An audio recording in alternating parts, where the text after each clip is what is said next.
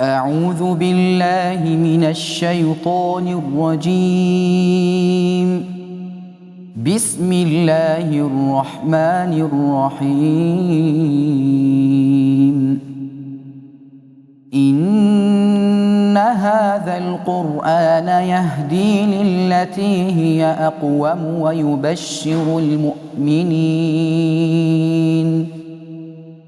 ويبشر المؤمنين الذين يعملون الصالحات أن لهم أجرا كبيرا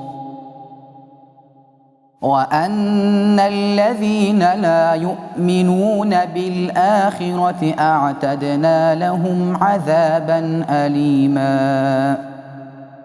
ويدعو الإنسان بالشر دعاءه بالخير وكان الإنسان عجولا.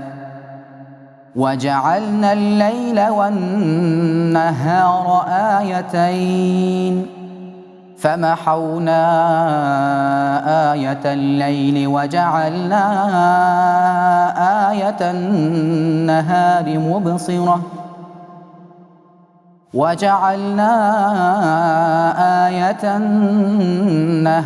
مبصرة لتبتغوا فضلا